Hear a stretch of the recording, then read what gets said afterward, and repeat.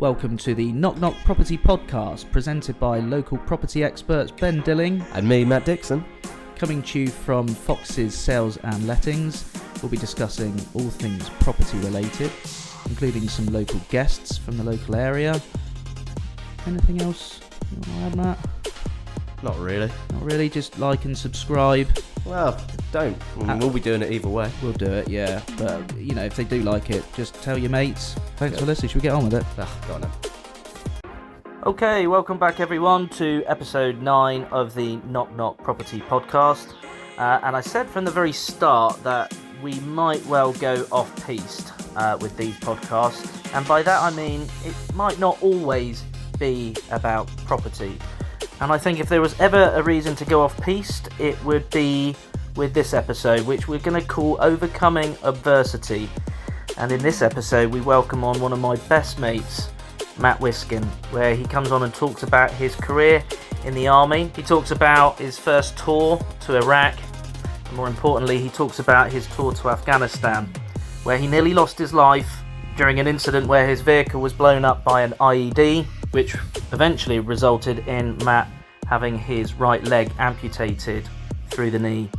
Matt talks about overcoming adversity, his recovery, and how golf has played a massive part in his recovery. Matt plays off a handicap of 10, and that's how we met at Ferndown Golf Club a few years ago. Matt due to be married next year. He's got 2 wonderful kids and a fantastic career. And no doubt, once you've listened to this episode, you'll agree he's an inspirational guy. I'm very proud to know him. Enjoy. I love his podcast. I was due to do one with him. Really? Yeah. And I've got you first.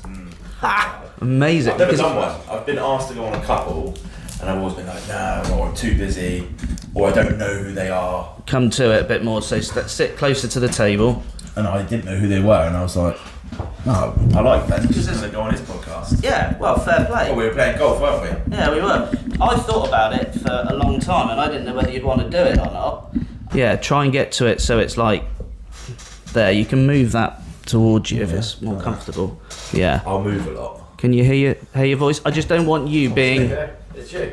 Yeah, no, Dodge's ones. Do you know what? So we talk about the podcast, why we were going to do it, and blah-de-blah. And I just thought this was like the less egotistical way of doing something. It's a lot of fun. Like when me and him do one quite a lot, we do a Dilling and Dixon episode. I've seen that. Yeah, and they are just like, mate, we just talk shit. The last we did one, we released it on Friday, and I think it was I worked out 10 minutes was about property. Was it? Yeah, and like the other 22 minutes was about gardening, barbecues, football, golf, Southampton being relegated. Are you a Southampton fan? No, I am. Oh yeah, you are. Yeah. I always forget you. Who invited him on? I always go at Digger, don't I? I know. There you go, you can have that as well if you want. That's very kind of you. Should we start it then? Absolutely. And we'll go through it. Started. You are? Thought we'd started. Kind of. Yeah, but we do that bit to start with. Yeah, we do, don't we? You know. Have you like the Joe Rogan ones? I do like Joe Rogan. Yeah. He's like Jamie from the Joe Rogan one, the guy in the background. Yeah. So it is Tuesday. It is Tuesday, the 6th of June, and it is 8:30. And on today's podcast, we welcome Matt Whisken. Welcome, Matt. How are you, mate? Yes, I'm very well. Thank you for coming on. Yeah, Thanks for having me. Very kind. Yeah, so it is a property podcast, but this one is going to hit a little bit differently, I think, because I suppose the way we would describe this podcast is overcoming adversity, would you say? Yeah. Is accurate? That's fair. Yeah, like because you are an amputee, so I am, yes. You are a war veteran. Wind it all the way back to the beginning, and where did you grow up, and where where are you born? And yeah, so local lad from Bournemouth. Yeah. Grew up in West Ham, the lovely West Ham. Okay. I've got a sister, very close in age. She's only a couple of years younger than me, Abby, and I've got my younger brother. Big age gap between us. He's only 22. Yeah. So he's just over 10 years between us two. Cool. So how old are you, Matt? So you're 33. 33. I know I look older, but you had a tough paper round, mate. Yes, I did. Grew up local. Went to school local. Didn't really know what I wanted to do with life. All my family in the building trade. Yeah. Didn't didn't fancy really getting my hands dirty, so I went and joined the army cadets, keep me out of trouble a little bit. So how old were you when you did that? 13. Okay. That's how old I have to be. So you're in school and, okay. 2 nights a week up at Wallasdown. Wallasdown, yeah. Down by the old Mount, by the Mountbatten Arms. Yeah. Yeah. Used to ride my bike up there. Mondays and Thursdays that was on. Kept me busy. Once a month we'd go away on a little camp and play army. Put some face paint on and run around the woods. Nice. It was good fun. And I thought, yeah, I could do this for a living. Do you know what though? It's a good way for kids to grow up though, isn't it? Really? Rather than being sat in their room playing computer games like mine does. Yeah, well, I didn't grow up in that era of computer games. Yeah. I think PlayStation 1 and PlayStation 2 came out as I was growing up. There was no online gaming, there was no social media. You know, if you had a phone, it would cost you 10p to send a text message, that kind of thing. Yeah. God, I sound old. It's true. You're old. I'm another 10 years older, mate. So I know, but you look young, Ben. Thank you, mate. Thank you. That's yeah, where so you come I on. was in the army cadets, and I was like, oh, I could do this for a living. I quite like this. And I actually went and did my army selection. The youngest age you can do it, you have to be 15 years old and 9 months. Right. I remember I had to get my headmistress to sign a letter to let me out of school. Right. What school were you at? I was at Oakmead. Oakmead. Okay. Yeah. I think they changed their name for legal reasons since then. My school did the same thing. Where did you go? Somerby. Yeah. I don't know what that's called now. Yeah, it's Bishop of Winchester. Is it still that? So they made it sound religious, but I think, just make it sound better. Exactly, yeah. I think Oakmead's called Leaf Academy. Yeah. They're all academies these days, yeah. aren't they? And I went up to Purbright, which is in a couple of hours on the train. Got the train up there. As a 15-year-old? 15-year-old, nearly 16. On your own? On my own. Wow. Yeah. Got off. There was a minibus waiting, some bloke in all this army gear. I was like, oh, he looks a bit scary, doesn't he? And you'd made a conscious decision that this is what you wanted to do at that age? I'd made the decision. Yeah. My dad was fully on board, and Mum was very sceptical. Because I joined under 18, they called it boy soldier. Right. So they had to sort of sign me away, if you like, let me fly the nest. Did my selection, passed it very well. Back in my younger. How long does a selection take? It's just 2 days. So you're up there for just one night. If you're running tests, your full medical, swimming tests, a few other bits and bobs. Looking back, it was quite tough. Yeah. But I trained and I prepared for it. I was keen, and where I was so hungry to want to do that as a career, I was like, well, this is the interview. This is the first step, isn't it? You find out the day after, so you're there. You get there mid-morning. You have sort of your registration. I mean, go for lunch. Then you do some of your gym tests in the afternoon. Then your swimming test. Then you have your downtime in the evening. Get up the next morning, and that's when the running test. I've never been a big fan of running, as you can tell now. Not very good at running anymore. And you have to run 1.5 miles back then in 10 minutes 30. And I was a bit of a whip it back then. I was quite fun. Well, not whip it. I won't go as far as whip it. I got around quite comfortably in about 9 minutes, and you then go in and you see the doctor, do the old cough test. Grab the old gonads. Yeah. A bit weird. Lovely. Yeah, he kept looking at me in the eyes. It was very strange. And then you go in and you see one of the officers, and says, congratulations, you passed, and we'll be in touch. How many lads were up there, and girls as well, or just? It was just guys. Just guys. Yeah, and how many do you reckon there were at the time? Probably around 40. Right. Okay. 35, 40. So there was quite a lot of people, but I think Purbright, it was like every 2 days they'd have a new intake of selection, because back then, the Iraq War, the Afghanistan. So what year would this have been then? This would have been. That was 2006. 2006. Yeah. Wow. It was my last year at school. And I suppose you're right. Yeah. So the Iraq War was 5 years in. 5 years in, and we're in Afghanistan as well. Same sort of time of Afghanistan. And you were aware of all of that. Yeah. Yeah. So you knew what you were potentially going towards. Wanted to go and serve my country, as the Americans say. Yeah. They don't really, the British people aren't as patriotic as the Americans, are they? No. And I've served with some American soldiers and been out there quite a lot, and it's just very different. But yeah, I wanted to serve my country, see a bit of the world, play some sport, get away from West Howe, away from Bournemouth. Very small area, isn't it? Yeah. go and see the world. And the regiment I chose, Queens Royal Hussars, were based out in Germany. Wow, okay. So I did my selection, came back, finished my GCSEs. I worked with my uncle and my old man for a couple of months, just doing a bit of labouring on the building sites, cash in hand back then. And then off I went in September 06. Yeah. And went up to Bassingbourn, which is just outside of Cambridge. Okay. Pretty much where Lewis Hamilton's from. Right, yeah. So what I think he's from Royston way, somewhere up that way. And this was to join your regiment? No, this was to do basic training. Basic training, right, Done okay. Selection, done my GCSEs, gone back to basic training. Basic training, I had two options. I could have gone to Bassingbourn or I could have gone to Harrogate. Harrogate's like the army school, but that's 12 months. Yeah. I was like, I don't want to go back to school because you do a bit of school and you do a bit of army training. You were done with school by this point? Oh yeah, I hate school. Yeah. How did you do in your GCSEs? I did fine. You did alright? I didn't do any studying.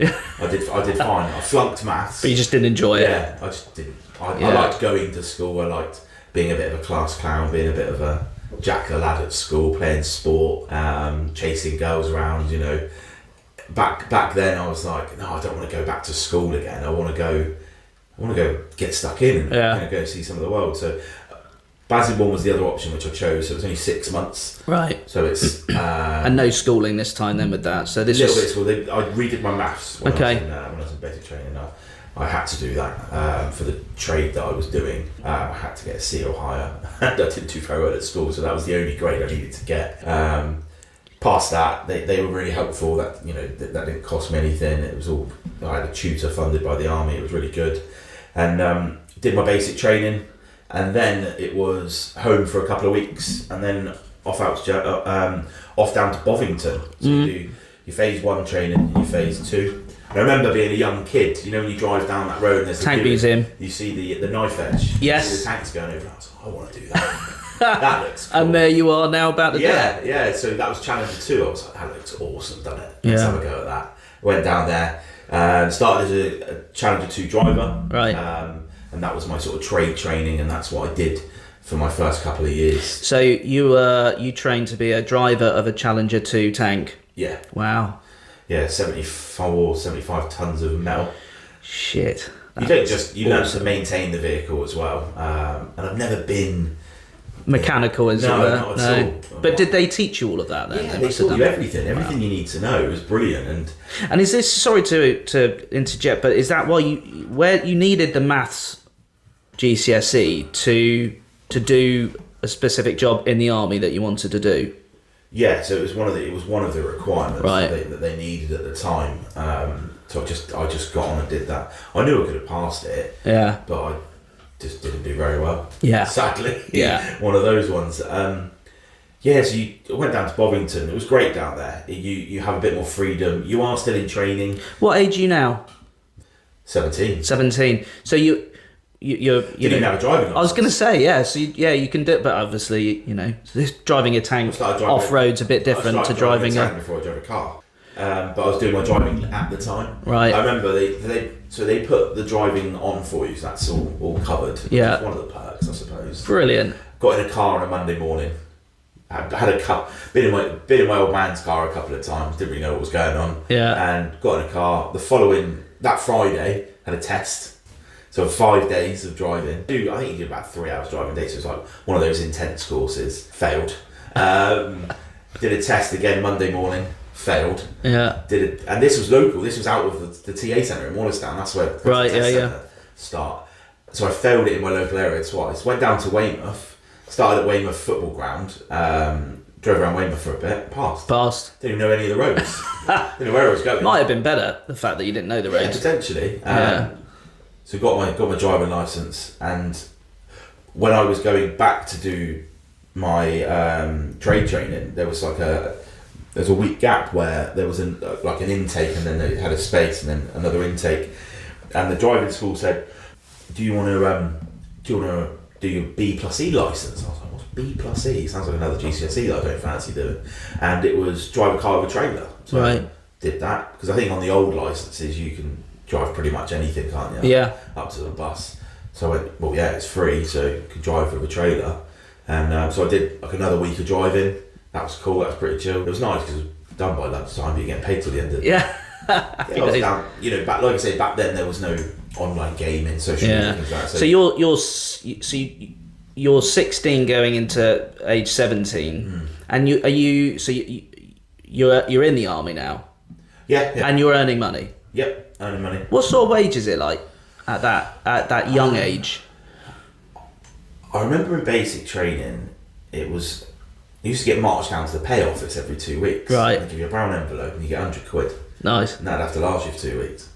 And I didn't smoke a lot back then. I used to sell cigarettes in the last year of school, make a bit of money Of on course. the side. Yeah. I think that's a salesman in me. Of course. Yeah, make a bit of money. And then you start smoking my own products. Yeah. Easily done. So all I had to buy, because the food was covered. Your 3 meals a day were covered. You know, teas, coffees, juices, water, whatever you needed was all there. Didn't cost you a penny. So only really need money for cigarettes. But I think back then, $1,000 a month I was on after tax, and then you got a little bit of a bump up when you passed your basic and got into your phase 2 training. It was a couple of £100. So that was your phase 1 training then? Phase 1 was at Bassingbourn, phase 2 was at Bovington. Phase 2 Bovington, and that's where you started Challenger 2 training? That's where I was ripping it around the training area in the Challenger 2. And how long does phase 2 take then? It was about another 6 months to be fair. So all in all, those 2 phases took about a year then? Yeah, so I remember getting to regiment about a month before my 18th birthday. Right. I was the youngest person in the camp, and I've always been quite forthcoming, quite confident, and I felt a little bit nervous, apprehensive. There was people there that had done tours of Kosovo. The regiment had just not long got back from Iraq. The year before. Oh my God, these guys are quite experienced. And the regiment is called Queens Royal Hussars. Queens, and how many are in that regiment? About 800. About 800 at the time. Yeah. Okay, so it's a lot of people, isn't it? Anyone from age of 18 up to 50s. Yeah. Okay. Different ranks obviously across the board. You got a picture of Matt in the stick one up. So where was that? Was Afghanistan. That was Afghanistan. Yeah. So if I flick through some, if you tell me the right one. That's obviously... These are all Afghanistan. Yeah. Hey. These are just ripped off your Instagram, so... Oh, yeah. What would be the most relevant one, do you think? Well, no, it doesn't matter. It's just as I said... The one where I'm sat down, actually. That one. That was taken the day before I got blown up. Was it really? Wow. Yeah. Wow. No way. Well, we'll come to that. I said to my mate, take a picture of me. I said, I'm not going to look at the camera, let's get a natural just going to do that, like... Candid one. I look good there. Looking into the distance. My hair was long out there. So you join your regiment in Germany?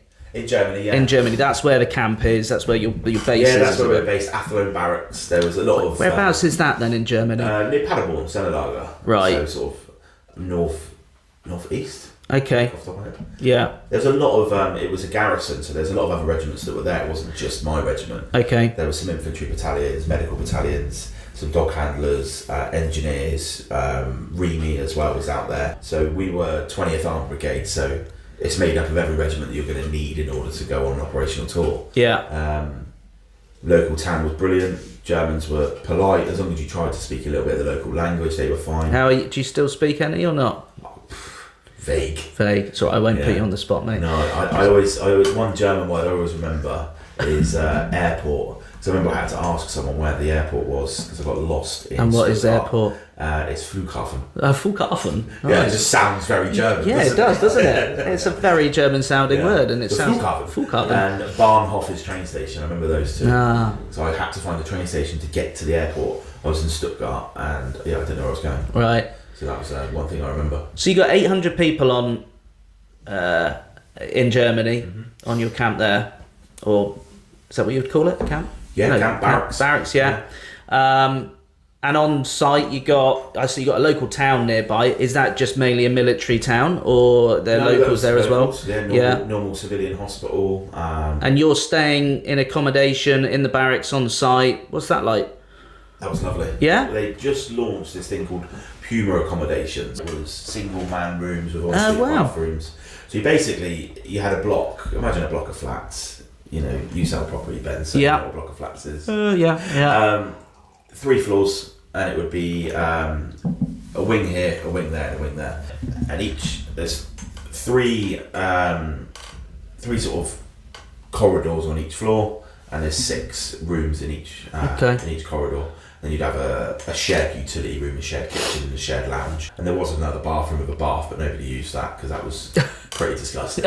And everyone was in their rooms. And the lads that I sort of lived with in my wing, if you like, or my corridor, they were great lads because nobody closed the door and locked it. Right. Unless obviously having a shower or going to bed because we used to just terrorise each other. I remember I had this lad who lived opposite me called Carl McKee. He's a Northern Irish lad. And big drinker. He used to sit in his room in his dressing gown. Yeah. He's like an old man, pipe and slippers kind of guy.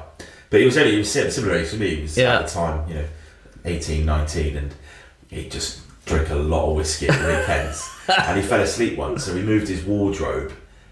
Basically, we took his wardrobe out of his room, we closed his door, and we put his wardrobe up against his, and these things are heavy. Yeah. It took 3 of us to move it.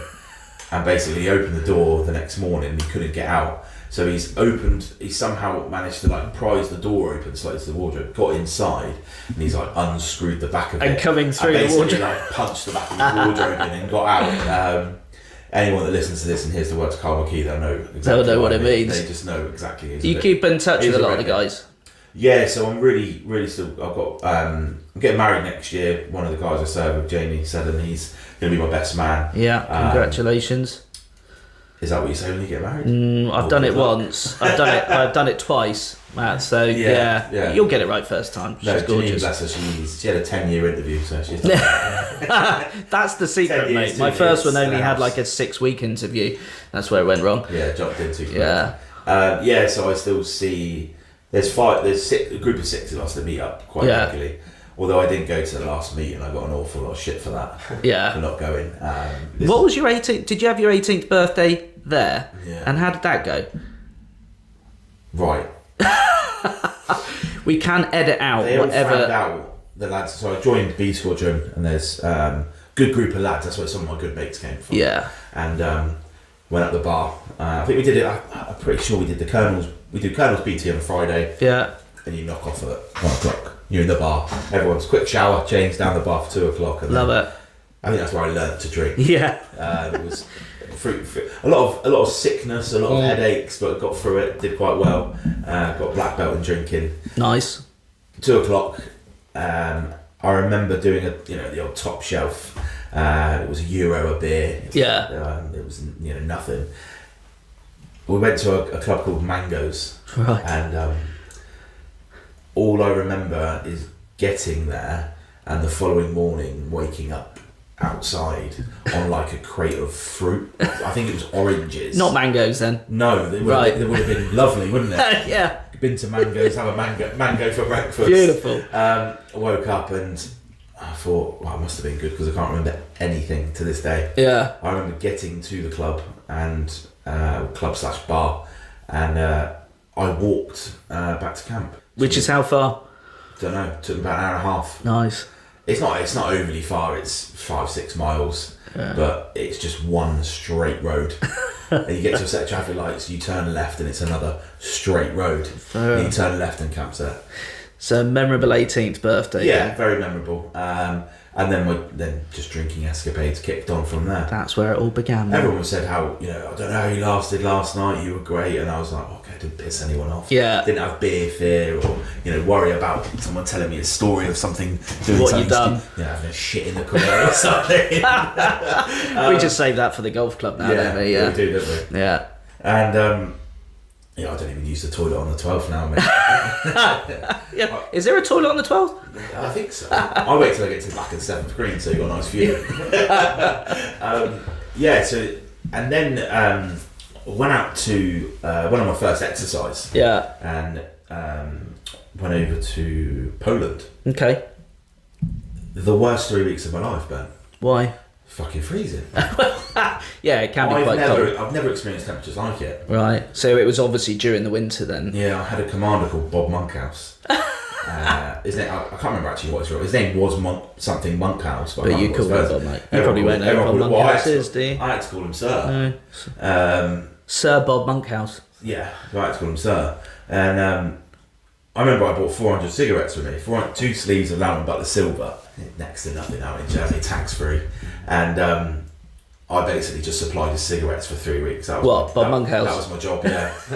I remember he booted me in the head. I had a helmet on, luckily, and he kept kicking me in the head. So when you drive and you're capped down, the seat goes all the way back, and your head is pretty much here next to your scope, so you can see when you're driving. So this is in the tank, right? Yeah. If you flip your head back in one of those unnatural positions, you can see everyone in the main turret. Right. And he would often jump out of his commander's seat, jump over the gun, and if I'd done something wrong, which I did a lot of back then, I'd get a kick in the back of the head.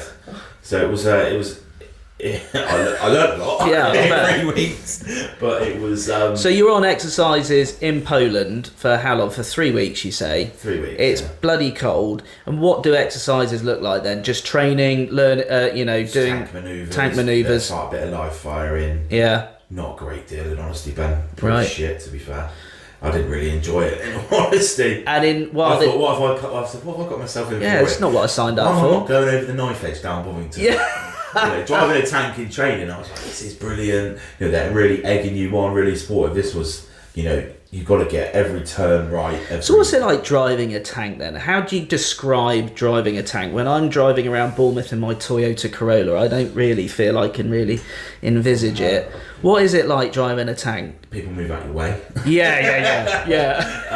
You don't realise how fast they go. Right. So what is the top speed of a Challenger 2 I think then? it's about 65, 70. Is it really? And that's going to feel hour. pretty quick in About that, isn't 50 it? mile an hour. Yeah. But bear in mind, it's 74, 75 tons of metal Yeah. flying across And how many terrain. people have you got in a tank at one 4. time? 4. You have a driver, a gunner, the commander, and the loader. So you're the driver. Yeah. That was your job. Yeah. Right. And then I did. You work your way around the tank basically. So you did do other positions within that? I did driving and I did gunner. I never did the commander of a Challenger 2. Yeah. I commanded a different vehicle when I was in Afghanistan, which we'll come on to. Yeah. But driving was my first job. Then firing and then loading. So when you're the loader, you're kind of like the mum of the tank. So firing, you're the one firing that fucking massive 120 mil. Bit of weaponry on there. Yeah. It's That's awesome. A good bit of kit. Yeah. I think they're launching Challenger 3 this year. Right. So they had the Challenger 1 before my time, Challenger 2 while I was serving, now Challenger 3. This is all since early 2000s. So they've done the technology is superb. Automatic turret. It spins round very fast. Yeah. It's a good bit of kit. Now, although I was a tank soldier, Don't suppose you've got any aircon? Yeah, there is aircon in there. Is there? Yeah. Brilliant. There's a boiler. Or heating when you're in Poland? Yeah. Yeah. The most important thing on a tank is the boiler vessel, the BV. Right. All it is fill it with hot water and it just stays hot. You've got a little tap on the front and you make your brews, Right. your coffees, your teas, you get your ration packs. Don't tell me you got a coffee machine on board. No, you have instant coffee like you can. You get it right. Fair enough. In a sachet. You're not sat there with you. The milk's already in it as well. It's all pre-made. God, Winning. brilliant. Yeah. You get your sugars. Yeah, it was. That was the most important bit. Now, although I was employed as a tank soldier, the tours that I did, neither of them were on any of the vehicles that I trained. So not long after that, I went out to Iraq. Yeah. And that was. This was a tour, right? This was a tour. Prior to that, I went to India, played a bit of cricket with my regiment. That was a brilliant tour. Great. 3 weeks out in India. Again, cost me no money. Amazing, good experience. Yeah. Oh, what a country! Very, very cool. And then I went when I went to Iraq. And we were foot soldiers. I didn't sign up for this. No tank. No tank. I was like, Where's my tank? Where's the armour? Where's my tank? Yeah, I've got a big burden on my back and I've got a rifle and I'm walking around and thinking, what the fuck's going on here? Shit. Yeah, that was, So what year are we now then? So we are to. When did I go there? September 2008. 2008. 2 years after I joined. Okay. I've been married a year to my first wife. I mean, definitely Iraq's going to be a little bit more frightening than that, but you haven't met my first. Yeah. Yeah. We won't compare it. So you're in 2008. So this is your first tour. How many tours did you do? I did 2. 2. Yeah. So Afghan was the second one. Yeah. So you've done. So you're going to Iraq for a tour. How long does a tour normally take? It's 6 months. 6 months. And you get R&R halfway through from sort of 2.5 month point up to the 4 month point. So that's where you if can I send everyone back at one time. You go back in dribs and drabs. So and you come back for what, a couple of weeks? 2 weeks. 2 weeks, then straight back out again to finish your 6 months. Yeah. And then you have 6 months off, not off, but not being on tour. You have pre-deployment training, then you have deployment, then you have post-deployment. Right. Post-deployment is made up of a lot of drinking. Yeah. A lot of seeing family, friends, catching up. Quite a bit of annual leave as well, because obviously you've been out of the country for a long time. Iraq was cool though. I enjoyed Iraq. So you're going to Iraq. What's your So you're going with your regiment. Mm-hmm. How many of you are going out there with you? So the regiment went out. I'm gonna stab in the dark here, Ben. It was a long time ago. I'm gonna say about 500. Okay. You have your rear party that stays back at camp, and there'll be a certain amount of those that are trained, ready to go out in case there's injuries, etc. And sort of swap places. But the squadrons that went out, so you had A, B, C, D. Keep it simple for the army, don't they? Yeah. Not many people in the army can do their ABC. A, B, C, D Does B come off the A? Yeah. You have HQ squadrons. All the squadrons were in different parts of Iraq. So we were down south in a place called Qasar. Right. So it's right on it's the only port into Iraq. And we did quite a lot of work with the Americans down there. Just port security, really. So you're going for your first tour, yeah? And you're how old? You're 2008, 18. So you're 18. 18, I was 19 when I was there. Okay. So how are you feeling going on that? Are you excited? Are you anxious? Are you nervous? All of those things? A mixture. Yeah. A mixture. I was probably more excited than anxious because it's what I wanted to do. Yeah. And we were on Optelic 13, so all the tours were called Operation Tele. So obviously number one would be the first one up to the last one, which was 13, and that was the last tour that the British Army went on. Right. So it was kind of the close down. It was a quiet tour. There wasn't a lot happening. It was, it was security based. There was a lot of vehicle checkpoints. There was a lot of stop and search. It wasn't, gun ho like people expect and people see in the films. It was. I don't even think I fired my weapon out there. Yeah. And if I did, I probably fired it by mistake. Yeah. It was more of a security tour, but it was good experience. It was fucking boiling hot. Boiling hot, yeah. Like seriously hot. I've never experienced temperatures like it. Was Saddam Hussein still around? What year did he get executed? I don't know. Actually. No. He was. It was BA.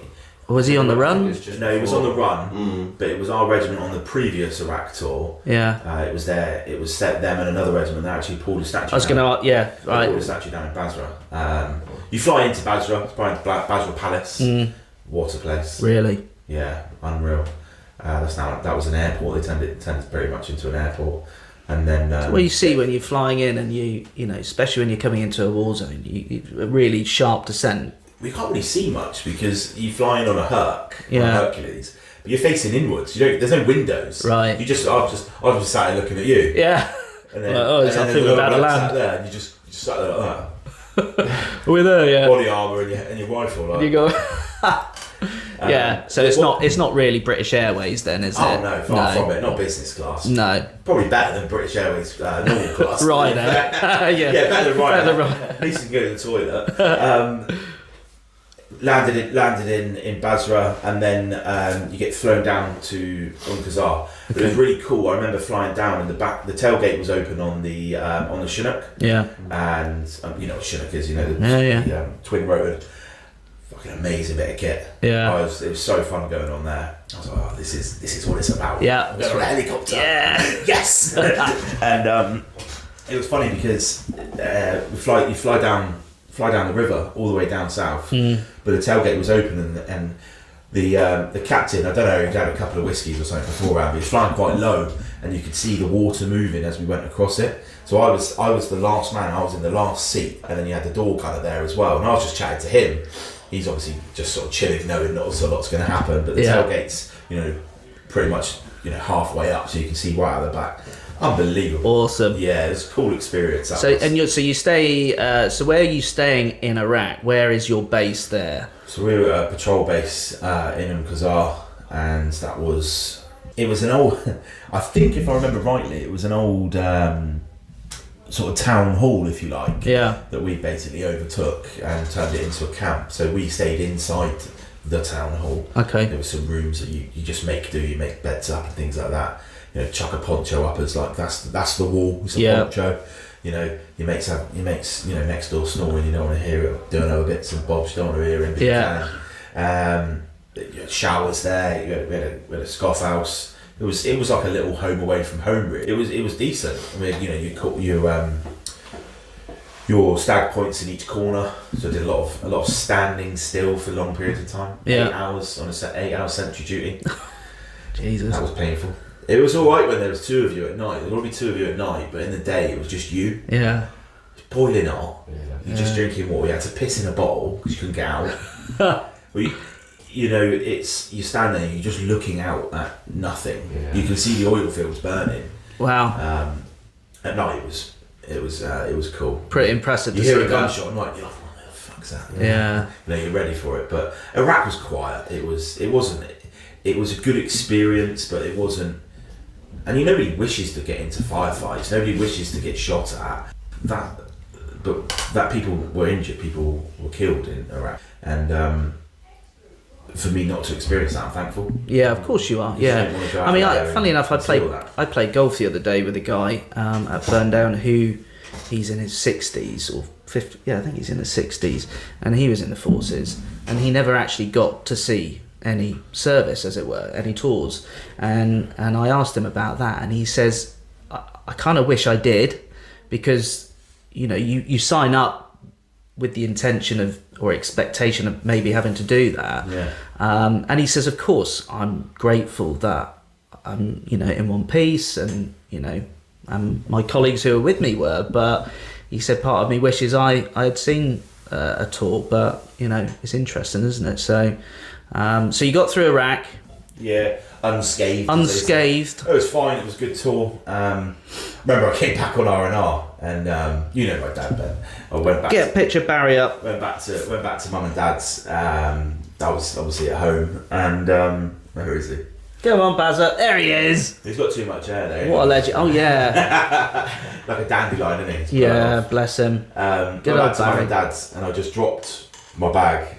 I said, right, I'm having a shower, I'm going out. Yeah, straight out. Straight out on the piers. Love it. Yeah. Were they still in West Town at the time? Yeah, still in West Town. Yeah. Oh yeah, that's where I grew up. We lived there for as far as long as I can remember. Yeah. That was the family home. They don't live there anymore. They live up on the East Cliff. On the East Cliff, yeah. But I remember dropping my bag down and I went, hi Mum, I haven't seen her in like 4 months. Bye. Dad came up to Bryce Norton to pick me up. So obviously I had a good chat with my old man on the way back. And, give Mum a quick hug. She's like, you want to do some dinner? I was like, I don't want any dinner. I'll have some beers. Eating's cheating. Eating's cheating, Mum.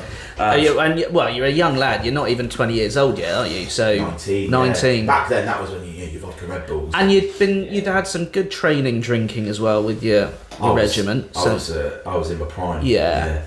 I did it right back then. So you're back home, out in the piss, and then what happened next? So what does the next 6 months look like? Obviously went back to Iraq, finished my tour. Of course, so that was the R&R part. So you still had to go back, finish your tour. I only had 2 months in, so I didn't take R&R until the 4 month point. Right. I thought, if I can get as much of the tour out of the way as I can, take my R&R, and then I came back and I think I had about 7 or 8 weeks left. Right. So a couple of months. Whereas a lot of people were like, I want to go on the first slot. You could basically put your name down for what slot you wanted. Yeah. Everyone was right on the first one. I went, fuck that, I want the last one. Stick it out a bit longer Done. Everyone's get your head down and get through it. People went on R&R, they come back, still had another 2 weeks, and I was like, right, I'm on R&R now. They're like, oh my god. Yeah. They've already been home and had theirs. Yeah. So went back, finished my tour, then went out to Canada. Right. Pretty cool. Lived out there for about 8 months. Wow. Whereabouts? Place called Medicine Hat. It's about 2 hours south of Calgary. Okay, yeah. Saw all the different seasons. Did that. So what are we now? That was 2010. No, 2009. Went back the following year to Canada. Ended up doing about 11 months at that point. Yeah. And that's when I went, right, I need to see some of this amazing country. Spent a lot of time on road trips. So we used to have this working pattern. So I did what they called winter maintenance or winter main. and I did it with my mate Pat, fat black Pat we call him. Fat black Pat. He's now skinny black Pat, but he's a good boy. And we used to do, it was work for 2 weeks, have a week off, work for 2 weeks, have a week off. So we said to the other, so it was 2 shifts. So we said to the other lads in the bar, we said, look, why don't we just bang 4 weeks out, right, and then have 2 weeks off, so you can actually go away and you can actually do some stuff. Yeah. Because it's such a big country, it takes you, 3-4 hours to drive to a Absolutely, city. yeah. And then even to drive and get, everything's just so spread vast, out. isn't it? Yeah. Here, I live in Poole and I can get to the next town in 10, 15 minutes. Yeah, towns to towns there is like hours, isn't it? I was like, where's the train? They're like, we don't have trains. Yeah. In the cities we've got trains. I was like, it's an awesome country, Canada. Yeah, I've been there in the summer, but not in the winter. But, yeah, so I did some skiing out there in Banff, did some hiking, did some horse riding, did some whitewater rafting, did some climbing, abseiling, did a lot of adventurous training basically, and then a lot of drinking as well. That was fun. The girls out there, they were like, oh, you're from England? Yeah, they love it. Yes, I am. Where are you from? London. Yeah. Everyone's from London. Do you know Prince William? Do you drink tea? Yes, I do. Fish and chips. That is very stereotypical. Yeah. Exactly as you see. And I don't remember. There's that Love Actually. Seen Love Actually? Yeah. Where that chap goes out to America, doesn't he? Yeah. And he ends up with them 2 young American birds. Yeah. That just reminds me of what Canada was like. They're very friendly, the Canadians. Yeah, lovely super people. friendly, Yeah, and they just say sorry all the time. Unless Sorry. they speak a bit of French, then they're obnoxious. Yeah. Standard. French, yeah. Canada was for me the highlight of my army career. Okay. It was fantastic because we were only 2 hours north of Niagara Falls. Right. We drove down there, so Niagara Falls. Obviously, you're not too far from the border of America, so I went into America for the first time. And we didn't need to get a visa because we're British Army. We just basically had this kind of like, I can't remember what it was called. It was a special bit of paper that you would have alongside your passport and your army ID card, and you could just move between borders and stuff. Yeah. We didn't move around loads, but we saw some pretty cool things while we were out there. Yeah. Went up to Edmonton, watched have you heard of the Stanley Cup ice hockey? Yeah. Yeah, so that was the Calgary Flames. That's my team, brother. Is it? Edmonton Oilers. Is it? Yeah. Have you got family out there, haven't you? Yeah. Oh, I think it's one of the games as well. But I was. God, I don't know how long ago that was now, but I was quite young, but it's great, isn't it? Yeah. So much fun. The Ice hockey, yeah. They're mental. They batter each other. Yeah. They have full on scraps. Yeah. Yeah, they're just. That's pretty intense. Yeah. But what was Edmonton Oilers against Calgary Flames in the Stanley Cup? That's cool. Which is like their version of the FA Cup, and it was huge. Yeah. People were mental for it. And then we went to the Calgary Stampede. Have you heard of that? Yeah. Oh, that's like, I was a cowboy for the day. Yeah. I think that's... Well, I was in Calgary, but not for the Stampede. I went to watch an American football game out there. Well, I suppose it was Canadian football. Yeah. But that was the Saskatchewan Roughriders against the Winnipeg Blue Bombers. But, I just can't get my head around... Is that CFL then? Yeah, the same rules. They got the same thing. Yeah, it's mental. Are you into American football?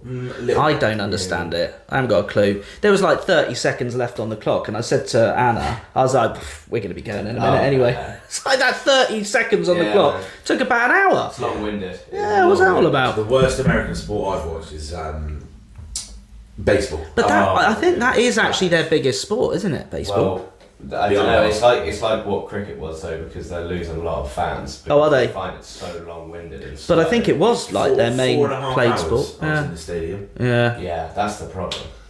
Yeah. They bring beers. This podcast is about beer, isn't it? Yeah. Exactly. Bring you beers. Yeah. But yeah, so I was out in Canada. That was awesome. Came back from Canada. Then we started pre-deployment training for Afghanistan. Yeah. And I deployed out. It was funny. I was in. Not many people know this story, and it's probably I think if my dad listens to this, he'll give clip around the ear. Go on. We were on pre-deployment training, and my best mate Seds was down in Castle Martin because he wasn't due to come on our tour of Afghan. He not long had a baby, I think at the time. No, tell a lie. His brother was coming, and he didn't want his mum to have both her sons out in Afghanistan. Fine, yeah. So his brother Paul was in a different regiment to ours. He was infantry, and anyway, he's down in Castle Martin doing a different job on a posting. The regiment goes down there. It's Champions League final. I think United were playing.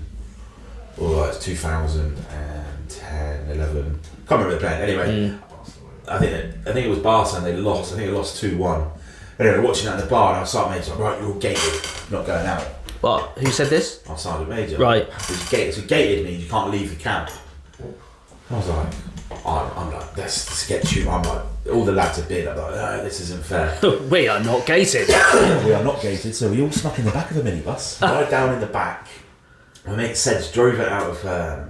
No, it was another lad that he'd roped in to drive us down to the local town. Yeah. Bear in mind, it's a village of about 3 pubs, but you make it what it is, don't you? Yeah. The people you're with, and there was karaoke in one of them. We're like, right, we're well away here on the karaoke, and I was smashed. And my mate Luke, who's one of the lads I still talk to now, we didn't have a fight. We had like a friendly fight. Yeah. We were wrestling when we were drunk, and I punched him in the. I think I tried to punch him in the ribs, but I must have like hit him in the hip or something. Anyway, I've got a scar. I've got 2 scars there. You can't really see them. They're very faint now. Yeah. Basically, I've dislocated my thumb. Right. Punching him. So I don't know if I like punched him like this or whatever. Oh shit! So did you have to have it operated on then? Well, yeah. So what happened? Right. Wake up in the morning. We've obviously gone back to camp, and we're all on parade. Sergeant Major. He goes, I know some of you went out last night. Now, if you step forward and you let me know that you've gone out, nothing more will be said. I want your honesty. The army's all on integrity. So show some integrity. So I thought, all right, well, he's saying I'm not going to be in trouble. Worst decision of my life, Ben. I was on my belt buckle crawling for about an hour and a half. My elbows were bleeding. My No knees were way. bleeding. My thumb. What, as punishment? My hand is like this. Sorry, I shouldn't laugh. Went Sounds out, awful. Went out on the Sounds bloody awful. Got ready. Went out on the exercise. Funnily enough, on the same vehicles as this. So this is bar armour, and it's all down the side as well. Yeah. So I thought, I can't continue. I'm on this exercise for about 3 days. I'm like, I can't continue. I can't do anything. I can't even do my boots up. My hand is just like this. So I jumped off the vehicle and I went, ow! You faked an injury. Look, well, you didn't fake it. You had an injury. Mate, my thumb was dislocated. Yeah. This is like 5 days after going out on the piss. I'm like, I've got to get this scene. Ow! I love that. That is one of the guys. pretty, Like, what have you done? pretty I was switched on, Matt. I If I'm caught honest. it in the bar arm and it's twisted. Oh, And then the medic came over and they're like, yeah, that's dislocated. You need to go to hospital. Fair play, Went to mate. hospital. well done. I had a fucking operation. I had pins in my hand. I had a cast on for about 4 weeks. I nearly didn't go to Afghanistan. Yeah, but that's pretty forward thinking, in my opinion. That is. You know. Yeah, I had to try and think of something. So I knew that I needed to get it I seen. just love that. Jump off. Ow! Yeah. But the funny thing is, if I'd have said, yeah, I did it on the piss, Yeah. I'd have got in a lot more shit. Absolutely. And but that was not many people know that story, but it's funny because Sorry about that, Barry. it's funny because I remember we ended up getting charged for it. Right. In the army, there was me, Luke, and a lad called Moose, all stood in front of our officer commanding, and he turns around and he's looking at us and stood to attention like, hello sir, salute and all that, and he says, right, I'm looking at your rap sheets, Moose. It was Lance Corporal Reed, Lance Corporal Keatley, Lance Corporal Whisken. It's nice and clean. Lance Corporal Whisken, what's going on here? It wasn't the cleanest cut soldier when I was serving. I was in a little bit of trouble here and there. Yeah. Bit of fighting, a bit too much drinking, whatever it may be. Just being a young lad. I didn't really care, to be Yeah. honest. Yeah. I was just enjoying life. And Luke, to this day, if you ever meet him, shit golfer. Yeah. If you ever meet him, he still holds that grudge against me. Yeah. 10, 12 years later, that he got the same punishment, which was a week's pay deducted from him. Right. And I had more. I had like two or three other things which I won't go into on my rap sheet. He goes, mine's clean as a whistle, and you've got this rap sheet like Charles Bronson. I went, oh, that's a bit extreme. And he goes, why am I getting? We had a week's pay deducted from us, which I think was about 300 quid back then, 350 quid. But you still feel that. Yeah, and. That's the funny story that I don't tell many people. I'd save that one for you. Love it. Thank you. That's your exclusive. Yeah. That was pre-deployment training, and then we went up. And, we did some more. My hand was alright by then. I did what I needed to do. It was probably 3 months before we actually went, so it healed. Got it healed quite quickly. You're young, you're fit. Yeah. You get your physio done quite early, and that recovered I remember having the pins pulled out though. You know, like skewers or barbecues. Yeah. Basically, they just started twisting it and they just pulled it out. So they had to fix it. Yeah. So, I don't know. How is it now? Fine. Yeah. It's all right. Yeah. I hook it sometimes. Yeah, that's the now I know. Yeah. Now I'll let you off. Yeah. When I hit a duff chip, I'm like, oh, it's my hand. Yeah. That'll be the fracture. Yeah. Not my head going da da. I just bombed it 300 yards and got 100 yards in and can't hit Shank it. Yeah. Oh, it never works, does it? No. Never hit 2 good consecutive shots. Yeah, mate, I never hit one. Yeah. Okay, so you are now on your way to Afghanistan then?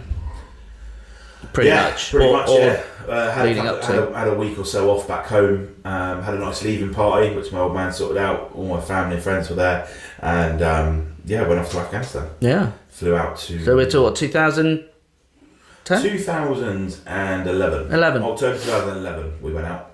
Which one? So early October 2011. Okay. It was like, I think 6th or 7th of October. Yeah. Weird why I remember that. I don't know why. Flew to Qatar. Yeah. Big American air base out there, and then flew into Camp Bastion. Yeah. Did the whole. That's a pretty massive camp, isn't it? Jesus Christ, size of Milton Keynes. Yeah. I think I like McDonald's and stuff out there. Well, people forget this, right? So the Americans, so basically you had Camp Leatherhead and you had Camp Bastion, and there was only about a kilometre between the two. Right. So they went, let's just join the two together. Yeah, makes sense. Just slammed the runway, I think, in the middle. Well, at the height of the Afghanistan war, the Camp Bastion airport was busier than Heathrow. Wow. It was that. That's busy. mad, isn't it? So you see civilian planes landing. You know, some of the traffic that went through there was pretty phenomenal. Wow. And you go into, it was funny because you've got the British scoffhouses and then you've got the DCAS, which is the American version. You go in there, you get watermelons, you can get fried chicken, you can get pizza. You know, you're young and you know that you're going to be living off rations for the next 6 months. So you're like, I'm going to eat. Fill up. Yeah. Yeah, you know, because you're running it off and sweating it off, unlike nowadays where it's harder to run, harder to sweat. But yeah, that was cool. That was a good part of the tour. Yeah. And then we went to, I'm trying to remember all the names of the places, but that's so the Afghanistan. I mean, obviously we went in there in what 2001, 2, something like that. 2000. We went in literally 2 or 3 days after Twin Towers. Yeah. So we're kind of 2011 when you're there is kind of halfway through, and a pretty lively place still, I would imagine. Yeah. It was, I knew that it was going to be very different to Iraq. Yeah. It was going to be very different. And again, you know, so you've experienced Iraq, which was perhaps, you know, on the lower end of the scale of intensity, but you're still excited going out to Afghanistan, or you know, I'd been in the army 5-6 years roughly, and I was like, done my tour, done you know Canada twice, done a few bits and bobs. I've been promoted, you know, so I've not been around the block by any means, but I've done enough to know what was going on. And one of the points that always stand with me is when we was in Camp Bastion, because we were commanded. That's the vehicle that I commanded. Yeah. So what is that vehicle then? That's a Warthog. Okay. So it's a twin cab vehicle. And that's the turret at the top. Yeah, up You here. can see where you mount the weapon. It's obviously not on there at the moment. Yeah. You can mount a GPMG machine gun or a GMG. You can put on there as well. You've got your smoke dispensers on the side. Fire them off. And you're the driver of this. Commander. You're the commander. Upgraded then. Yeah. Mr. Got promoted. Commander Whisken. Commander Whisken. Yeah. Love that. Yeah, I think I'm 21 in that picture. Wow. Okay. Handsome young devil. Yeah. Yeah, look, got the old rank slide on there. It was interesting because I was a Lance Corporal, you wear 2 stripes in the cavalry. And it dates back centuries to the, well not centuries, but years and years to the Queen not wanting someone guarding the palace with 1 stripe. Right, okay. Oh, is that right? Yeah, because we were classed as cavalry. Yeah. The only way to determine whether someone's a Lance Corporal is when you wear 1s. A corporal would wear spurs on the back of their boots. Okay. Whereas a Lance Corporal wouldn't. Right. But yeah, there's a bit of history and knowledge there. Yeah.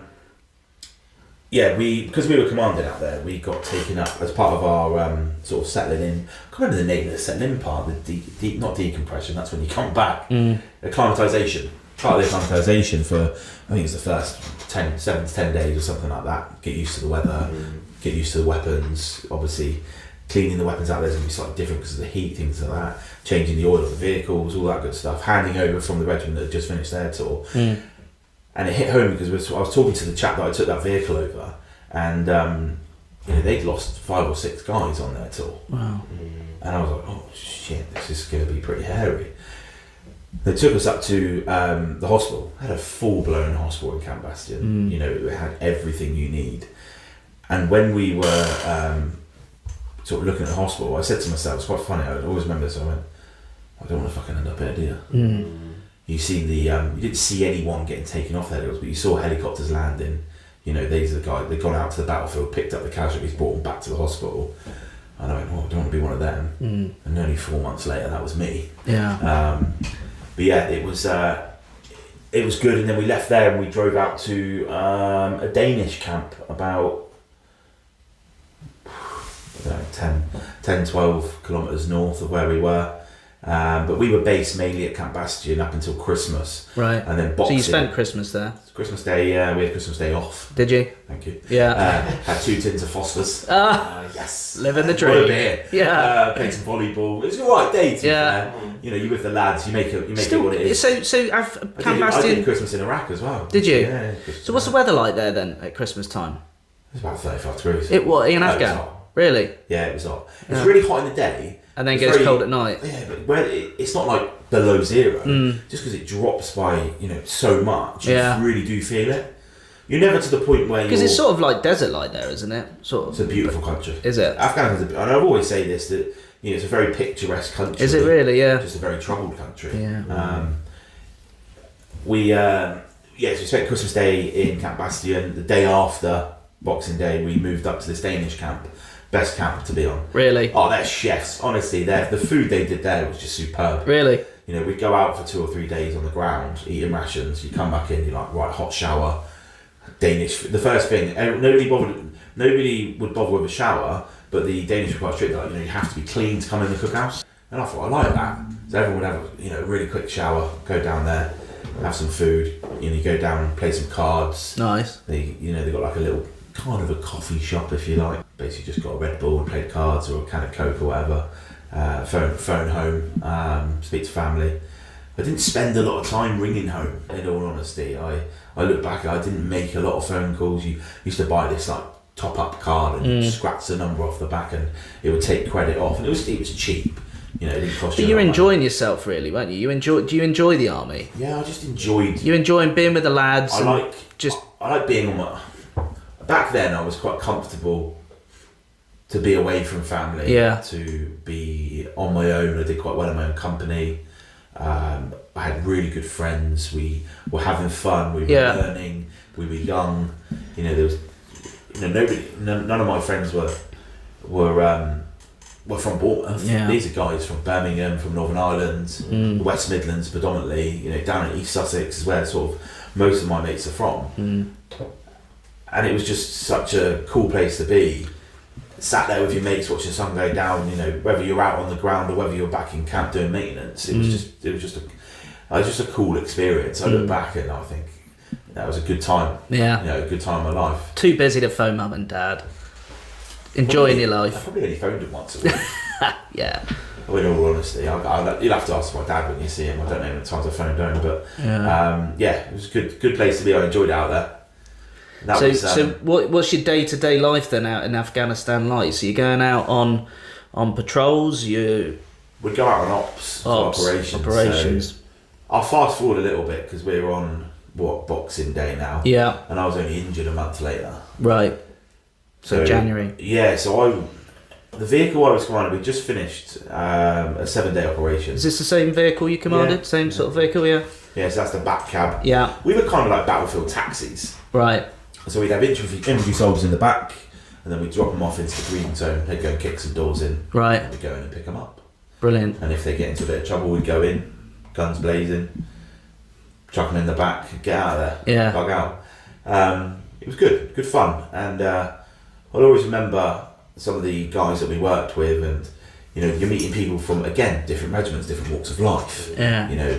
people that have been to Afghanistan before. One guy I'd met, he was an American soldier. He was on his 5th tour of Afghanistan. Wow. He's talking to me about his teenage daughter's going to college back in America. He's from Texas, and sadly he was killed on one of our operations. And I just remember looking back at it and going, I remember I had to pick his body armour up and his helmet, and I had to go. And we got back to the Danish camp, and it was they were part of the SFSG, so the Special Forces Support Group, and I had to go over and give him this American's body armour and helmet. Right. And that's when it kind of sort of a little bit hit home, like, shit, this is real. Yeah. There is stuff going on, and we were getting contacted most days, and we're firing back at the Taliban, and you can see them and popping their head over, trying to spray you with their AK-47s. And I remember when I gave his body armour to his commander, I just thought, this is real. I'm only halfway through my tour. Fast forward a few weeks, we've just finished a 7-day up, I think it was a 5 or 7 day op, and we were driving back, and the front vehicles, there's 12 vehicles, from what I remember. Front vehicle got stopped by a tractor, and I was about the 6th or 7th vehicle, so middle of the pack, if you like. Told my driver we stopped, and then I said to Duffield, big Duff I used to call him. He used to use addicted, right? He'd buy these cans of Naranja, which is like a Fanta. Yeah. And he'd have them under his seat. He'd buy 24 cans. He didn't drink any water. Right, just Fanta. I was like, mate, you need to drink water. I was like, your piss is going to be fucking luminous. Yeah, absolutely. And, like a lightsaber. He was like, nah, do you want one? And I'd have one, like, every evening or so. Yeah. I drank a lot of water. And you're so hot. Yeah. Just sweating non-stop, It's just remember, he'd come back, I've got my crate in Naranja. He'd be like, wait, you got one Naranja? I'm like, fuck. He literally put the crate under his seat, so he didn't have to go. And he'd drive along drinking one. It's like drink driving. Yeah. So the front vehicle got stopped by a tractor. I'm 6th or 7th in the packet, and I said to Duff, right, Duff, on you go. Literally, the tracks went a foot. Bang, big explosion. Your vehicle. My vehicle. Me. Fuck.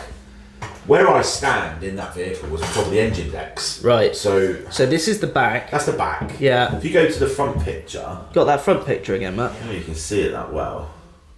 That one? Yeah, so I'm sort of out of this. So In there? Yeah, so I'm in that. Right. But where my from my waist down is on top of the engine decks. Okay, so you're sort of waist down from here, Yeah. there. Okay. So the IED, it was what they call a pull command IED. Right. So they bury the trigger or the command wire, if you like, under the top of the sand, ran it into a compound. They wait for you to be in the right position, because there would have been no pressure over it, because the tracks are either side, and then you can lie right underneath the vehicle. The vehicle belly is 2 foot off the floor. Yeah. They pulled the command wire. Explosion's gone off. I've gone out of the turret. I think I went quite far. Apparently I went about 20 foot to the left hand side, about 10-15 foot in the air.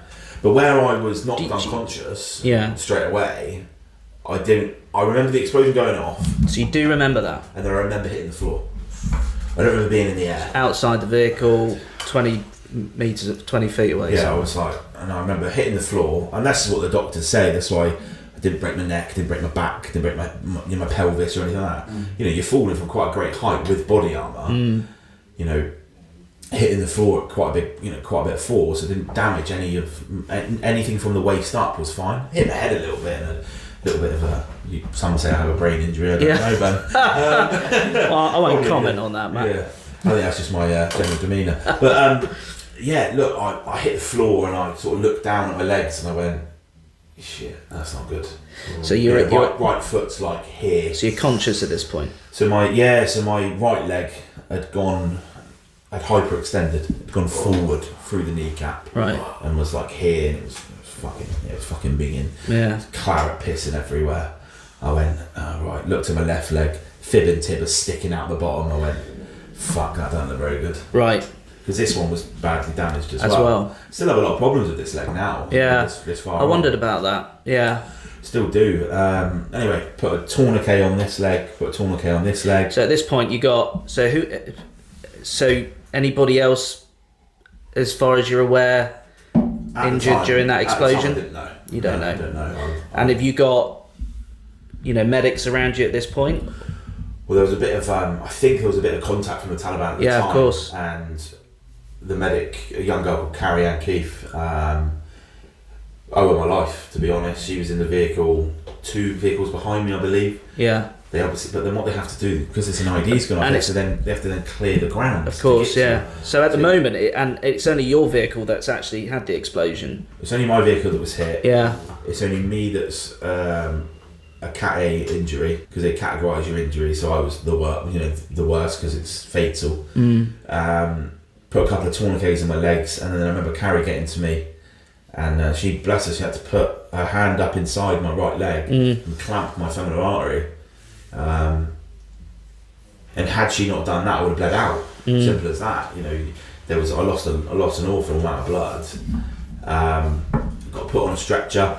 They called in the MERT, so MERT's a medical emergency response team. They called that in. I think it came about, I think from the point of explosion to getting put on the helicopter was about 20-25 minutes, I was told. Okay. Which is pretty quick. That is pretty quick. Yeah. So, and this helicopter's coming from Camp Bastion? Yeah, I don't know. I don't even know how far away we were at the time. Oh yeah, I can't think off the top of my head how far we were.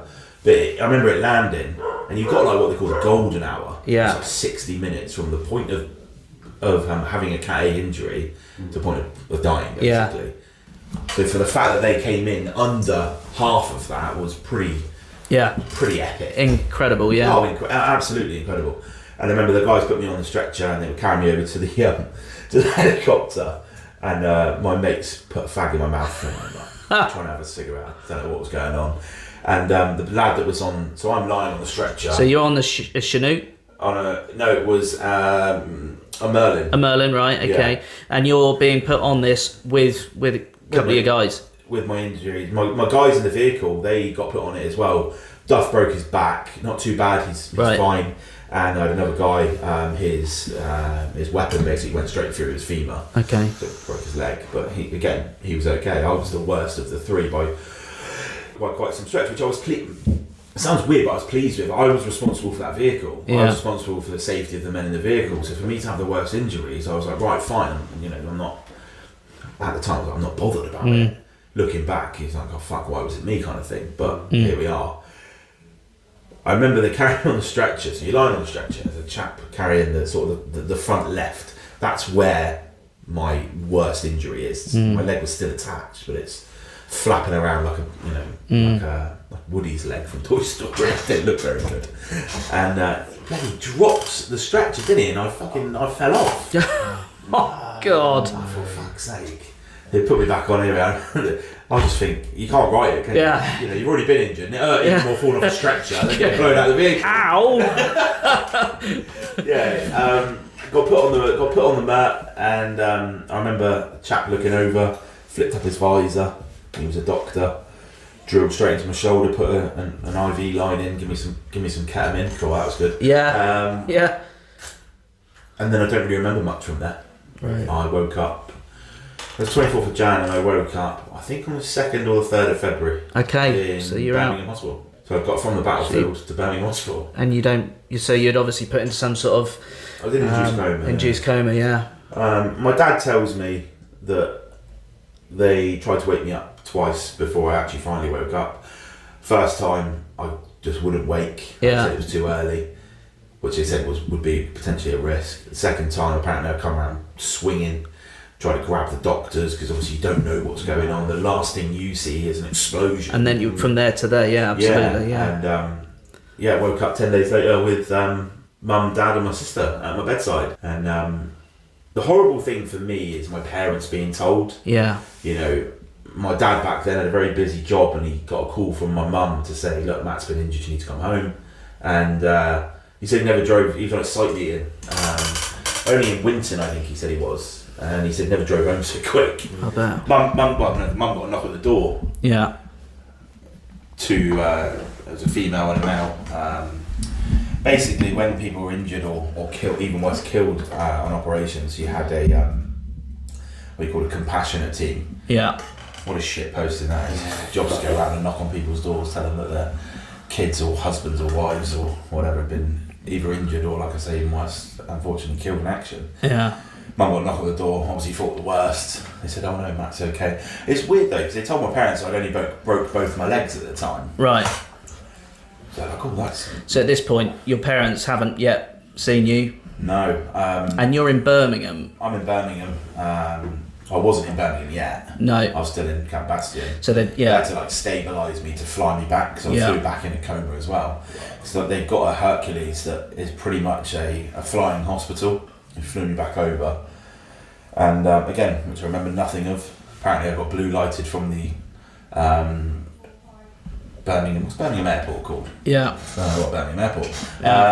To Selly Oak Hospital, which is now, it was Selly Oak, it's now Queen Elizabeth Birmingham Hospital.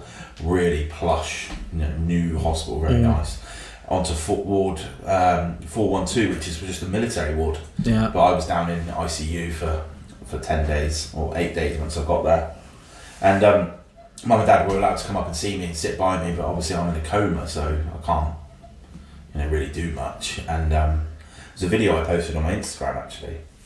I think I've seen that one. It was a 10-year anniversary, and it was a video my dad did of me. And he goes, "This is for prosperity, Rob." But my name's Matt. And he said, "Matt, I'm like, brilliant. I'm glad you know my name, Dad." And I remember in the video, I just remember going, "Oh, get me a KFC." And this is you just waking up? Just woke up, yeah. Not been awake too long. Spent a bit of time in there. Bless my young sister. She was hit quite hard by it as well. Work gave her time off, and she came up to see me. They didn't bring my brother up for a little while, because he was still, I think my brother at the time was only 11 or 12 years old. Yeah. Still a young lad, didn't really know. And you close to your brother and sister? Yeah, really close to his sister, really close to my brother. See an awful lot of them. They both live local, both live in Winton. So quite a lot for the whole family to process. Yeah, really. It wasn't just me, it's the effect it had on my family as well at the time. My cousin Ed, I think you've met Ed as well. He's been superb in my whole recovery. He's always egging me out to come out, taking me to Bournemouth Sevens, making me go to rugby matches. Oh, let's go play golf, let's go to the driving range. And my dad as well, exactly the same. So it wasn't just me that was recovering, it was family, it was friends as well. So just to explain then, so what was your injury that actually happened then? So you lost your leg? Lost my right leg, what they call through the knee. So I've got no knee joint, but I've got my full femur. So when I walk on the ball of my femur, which is a good thing because it's a flat end of the bone. Yeah. Whereas if you're an above knee amputee, you're walking on the sharp point of the bone, and you can end up with a bit more trouble. Okay. And broke my left leg in a couple of places, hurt my knee, lost a muscle, so I don't have, you've got quads. Yeah. I call it a trip. Right. I only have 3 muscles in my left leg rather than 4. You can see there's a big indent where it's missing. Yeah. It's just solid. Hurt my knee quite badly, hurt my foot. But your movement in your left leg now is 70%. 70% there. Yeah, roughly. Still get a bit of pain, a bit of foot pain, a bit of I've got a cut on my leg at the moment. It's where the skin is so fragile, it breaks down quite easily. Gets quite cold in the winter as well, because it's got a big internal fixation. It's got a big 10-inch plate in there. I had an internal fixation originally, which I had to have an operation on about 9 months after getting injured. It snapped. They had to remove it. And I remember I went down for surgery with a guy called Dr. Graham Groom at a hospital in London, and he said, "Right, one of 2 things is going to happen. One of 3 things is going to happen. We're either going to fix it internally, which is what we want. We're either going to have to put an X-fix, the big cages on your leg, or I'll wake you up and maybe talk about amputating." And I kind of went, I looked at him like, I can't be dealing with another amputation, doc. So I've just got over this one. So I would have been potentially a double amputee, but 1 below knee, 1 through the knee, which obviously, fortunately, touch wood, everything's been okay, and I recovered okay and learnt to walk within about 18 months, and that's when I took up golf. Actually, I played a bit of golf up at the Knighton course at Camford Magna when I was back on leave and things like that. But it wasn't until I went to Bulbury Woods and played in what was my uncle's 50th birthday at the time. Shot about 140, don't even know, it was horrendous. But I had such a laugh, it was such good fun. I remember my cousin being on the back of the buggy and I was driving the buggy, and you know the I can't remember what hole it is. You know the par, you played bowl, didn't you? Yeah. The par 5. It's quite a good hole. Yeah. You go down, then to the right, and then it slopes to the left.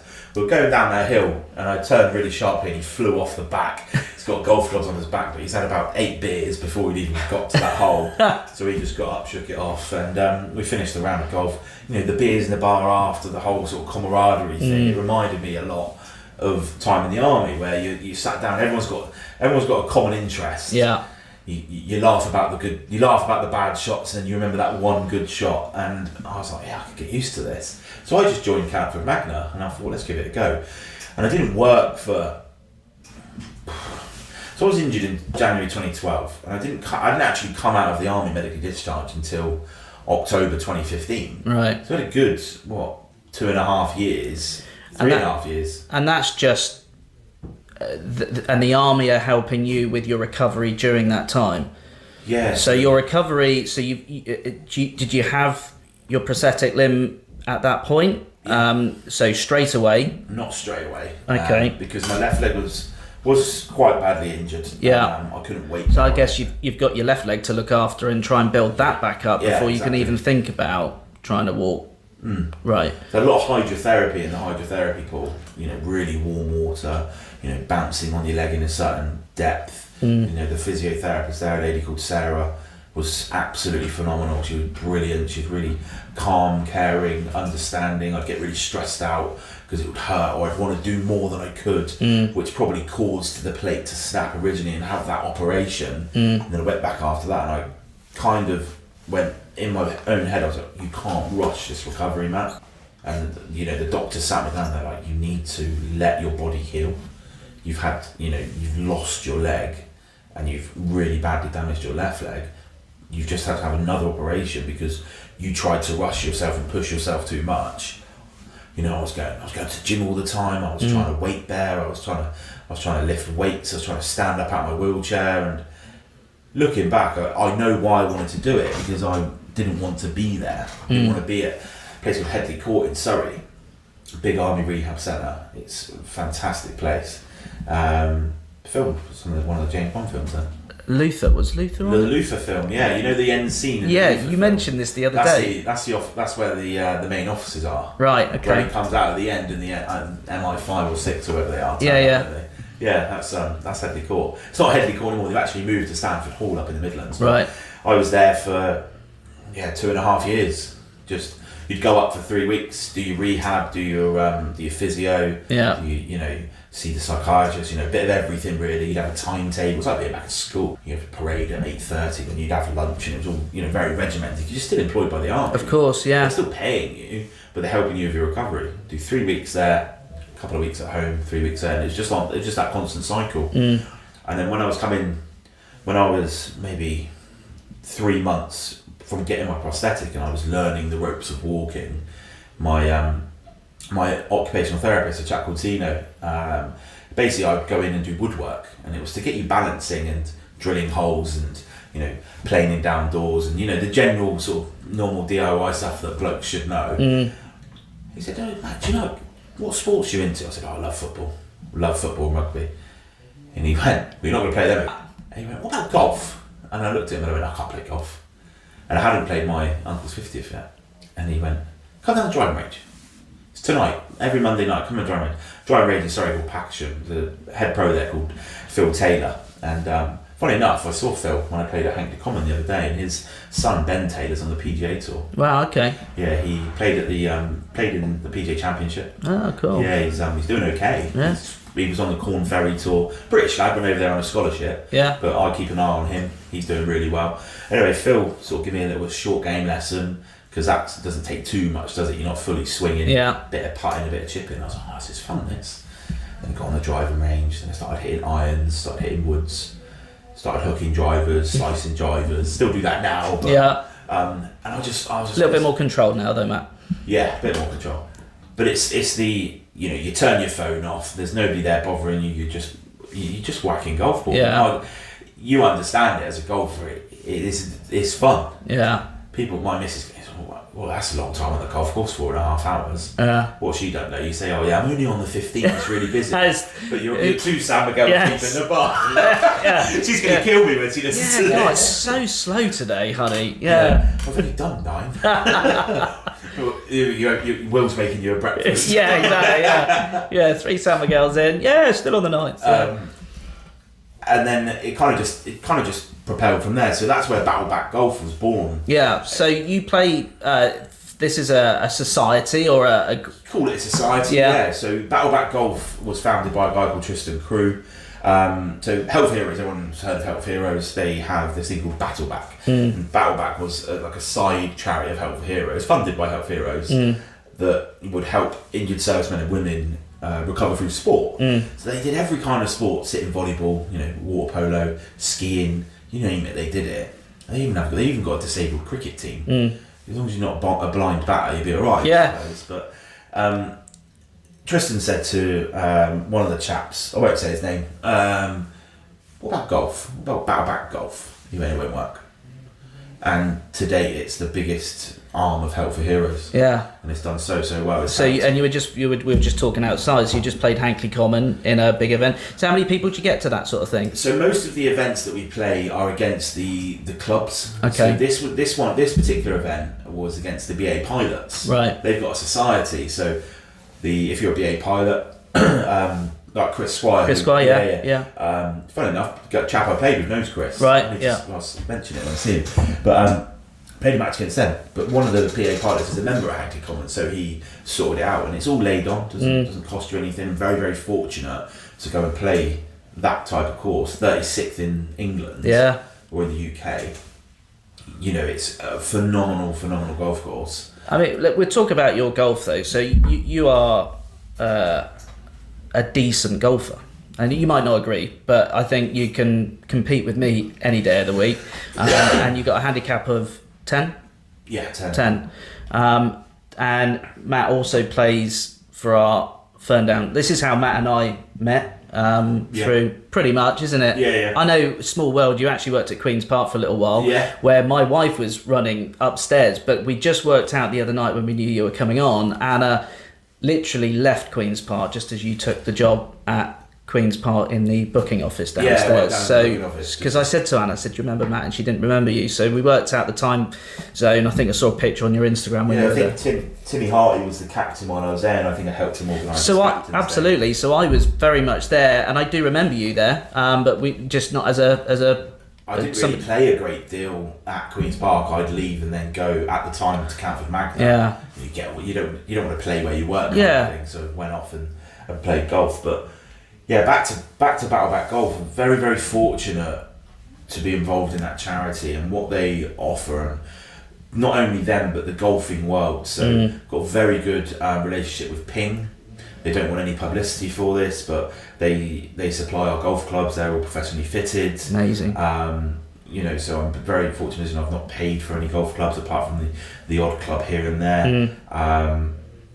That reminds me of giving my bag back. It's a Ping bag. I remember now. Yeah. Club Car. Everyone knows Club Car. They make golf buggies. Guy called Kevin. He is one of the top guys at Club Car, and a guy called Andy. He's one of the top guys at Truro. They make all the greenkeeping equipment. So we didn't have any money when the charity first started. Because Help Heroes was like, look, if you get it off the ground, then we'll start funding you. So these two chaps, they'd seen it on the news. At the time it was very in the media. Injured soldiers. It's 2012, 2013, 2014. People getting injured. And they were like, how can we help? They heard about Battleback Golf on social media, and they reached out to Zeno and Tristan and said, look, we're going to do the 3 Peaks Challenge. We're going to raise some money, and they raised £10,000. Wow! Gave it straight to the charity, and these guys, Andy and Kev, they're at the top of their game in their industry. The sort of CEO level, they are fantastic gentlemen, and I've had the pleasure of playing golf with them a lot of the time. So we actually... Battleback Golf is a charity on its own that is in conjunction with Help for Heroes. We'll put something up here, for people want to might donate or something like that. Yeah, I'll have to find out how I can get a link. I'll do it. I'll find it. Oh, right. I'll be able to put it up there. Yeah. Go on the website. I think there's something on there. You can can put stuff in. That'd be really kind. Yeah. So they raised the initial funds for us to get started as a charity. This is about 2 years before I was injured, and our first match was, from what I've been told, I didn't play in it again prior to my injury, but it was Battle Back. But we spelt it wrong, and they put Battle Pack. Right. So it's just this joke that's been going around for years, where it's Battle Back against Battle Packers.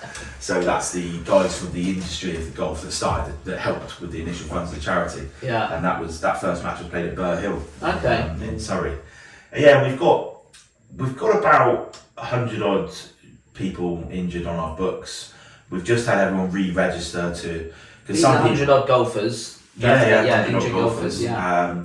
Active, probably around 60, 70 that play regularly in our events, and we have about 30 events a year up and down the country. Do we do one at Ferndown? We do a Help We for Heroes. did do one, yeah. We did do one at Ferndown. I need to speak to Eddie Meggs, actually helped me sort it out a few years ago, but then COVID hit and it hasn't really picked back up. Local one, got New Forest Golf Club, an interesting one. Hit a few ponies on the way around, that's always fun. Remedy Oak, that's a good one. Obviously great golf course. Been up to Hayling Islands, Old Thorns. Yeah. They're mainly Surrey-based courses originally, like Hankley Common, West Hill, Warpleston, some of the big nice clubs, New Zealand Club. Then you got the Belfry, Priors Hayes up north. And they do like northern coaching camps, southern coaching camps. It's not just going and playing golf against members and having a sort of a four-ball, better ball match. It's going and having coaching and sort of, again, the camaraderie. We have a trip to Spain every year where we get hosted by a load of expats out there. You know, we all chuck a bit of money in and fund ourselves to go out there and play golf out there. So would you say golf has played a major part in your, obviously, physically, yes, but mentally as well, in your recovery? I get asked that a lot, Ben, and I think hand on heart, I'd say, you know, you get the, I wouldn't be where I was today if it wasn't for, you know, so-and-so, this and that. But yeah, golf has been a huge help, massive help. It just helps me, you know, I'm in a very fortunate position. I don't struggle too much mentally. I'm quite confident, quite outgoing. You know, my job role, it requires me to be at the front and be that sort of that leader, and that confidence comes from being on the golf course, from having that time where you do unwind. You know, tell them they've got to put your phone in your bag. You put it on mute. Don't look at your phone while you're on the golf course. Take a couple of pictures. That's it, because it looks nice and helps you focus. Yeah, I just think the sport's great because you can play someone who's, you know, off, you know, +2 or 3 or a scratch golfer. Absolutely. And I can, you know, play someone the same handicap or someone higher, and it's a level playing field. It genuinely is that. Yeah. I don't take it too seriously. You know, I don't get annoyed if I hit a really bad shot. I'm like, oh, that's golf, I'll hit a good one in a minute. Yeah. I just enjoy being out there and with like-minded people, having a natter, having a bit of banter, a few beers after. Like Saturday, looking forward to Saturday, we've got captain's day at Ferndown. Yeah. You know, that'd be a nice round of golf, bite to eat after, a few beers. You know. Yeah. And that for me is what is what I miss from the army, is sort of having that camaraderie, having the common ground of people. Yeah.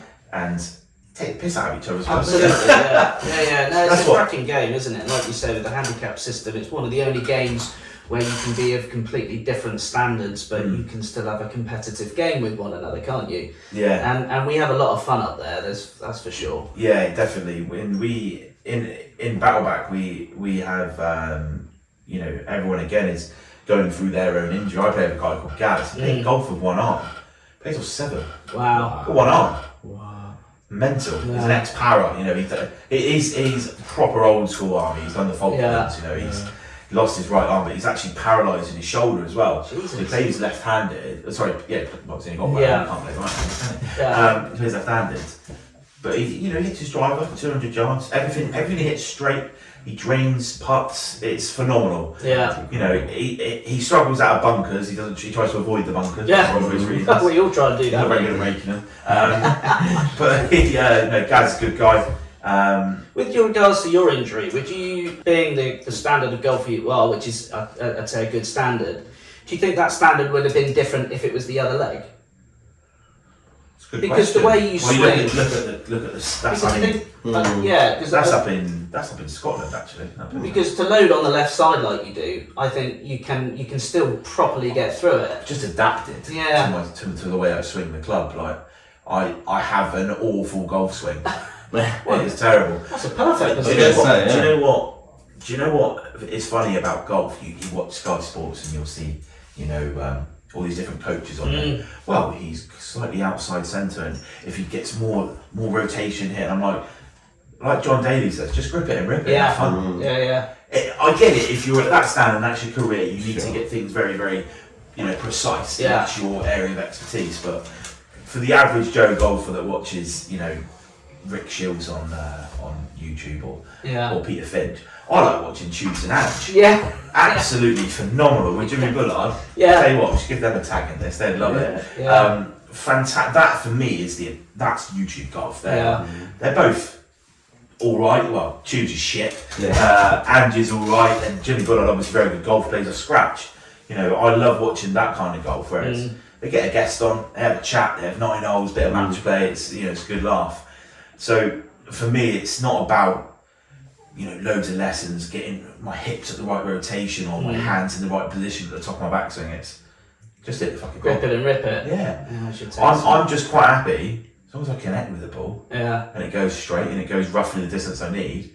I can putt all right. Yeah. I say my handicap's as low as it is because my short game is half decent. There's quite a big community of disabled golfers competitively as well. Have you ever thought about getting involved in that in terms of Yeah, so you've got the EDGA, the European Disabled Golf Association, and there's a lot of people. I know a few people that play in that. I mean, you're as good as most of the guys on there. I mean, some of them are very low handicap at the end, but it's time. It's time permitting. I've got a young family. I've got 2 children. I've got a partner. I've got a busy household. I've got a very busy job. And if I have time, I just want to go and play golf for fun. Yeah. If it's a compo. So it's interesting you say that. So obviously you've gone through the army, you've been injured, and you've come through your recovery. So what does life look like for you now, work-wise, out of the army now? So you're senior sales manager for Learn Direct, is that correct? Yes, that's where I work at the moment. So when I left the army, I retrained and we had it's what we call LCAS, enhanced learning credits. You anyone qualifies for them through service. There's a little bit of money that they pay towards the course you want to do. So I did locksmithing. Right. I was down on my knees all the time in awkward positions, and I didn't enjoy it too much. So I stopped doing that, and I sort of went and worked at Queens Park just part time. Didn't really. So I didn't have a civilian job. I'd never been for a job interview. From age of 16. My uncle Aidy and my dad gave me a job on the building sites. That was fine. Yeah. And that was labouring. Did the Queens Park thing, and then I went to Parkstone and I started doing my GCMA, so your golf club management degree.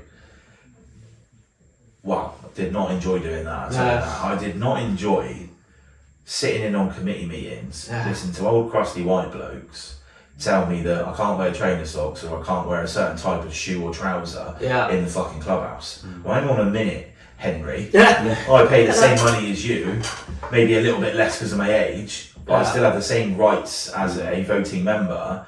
And you're sat here saying you can't have jeans after 7 p.m. Yeah. I'll get fucked. So that wasn't for you then, No, fuck that. Oh, load of shit that was. I just wanted to play golf. That was the people you're going to end up working with. They're the people that employ you. The members club employ the manager.